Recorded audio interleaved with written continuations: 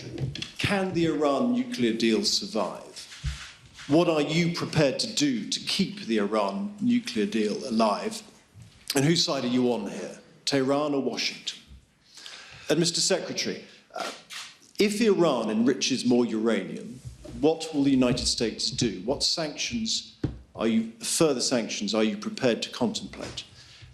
And is there not a danger here that the more pressure that the United States places on Iran ends up not with Iran changing its behavior, but an increasing risk of war? Are you really prepared to contemplate the risk of war in Iran? I'll go first. On the Iran nuclear deal, it is a very important achievement of Western diplomacy that despite all the problems that we have in the Middle East today, Iran does not have nuclear weapons and its neighbours have not responded by getting their own nuclear weapons.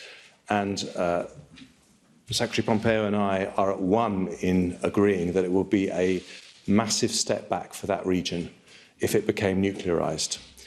The JCPOA is a deal, and in return for the lifting of sanctions, Iran has agreed to vital compliance measures.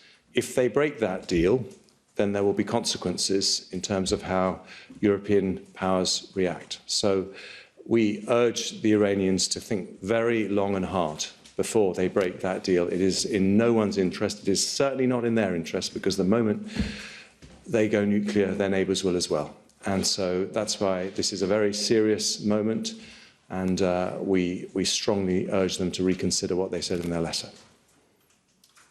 So not far from here are the Churchill war rooms, where a leader of this great country stared evil in the face and recognized the threat that evil presented to the entire world.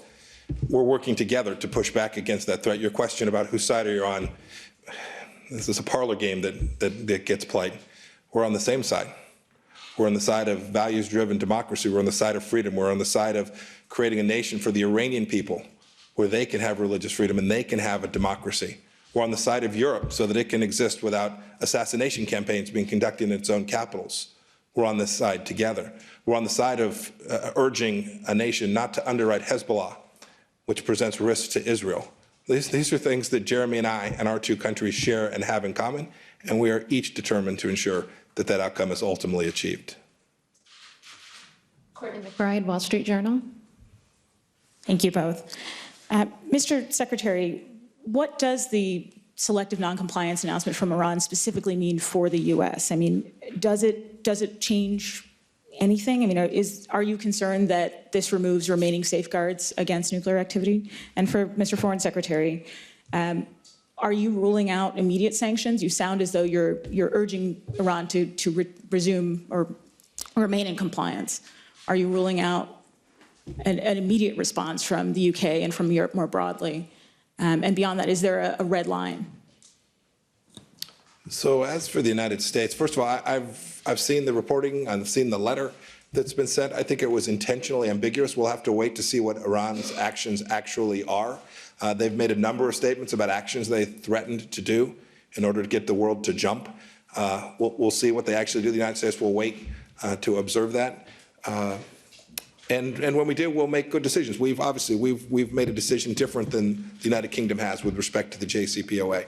And so Iran's decision to depart from the JCPOA for us mostly is about their decision to work on their nuclear program, to create pathways which might reduce their breakout time. These are the things that are essential for us to continue to work and to observe. And I am confident that as we watch Iran's activity, that the United Kingdom and our European partners will move forward together to ensure that Iran has no pathway for a nuclear weapons system. According to the letter that we've received this morning, there's a 60-day window before Iran plans to do anything, and they need to be very clear that if they don't comply with the JCPOA, there will be consequences. And I'm sure that I'm speaking for my European colleagues in that respect as well. This is a very big moment for Iran. Their economy is in a state of severe distress, It's the last thing they should be doing for the Iranian people, to be investing money in renuclearizing, and it will make them less secure, not more secure.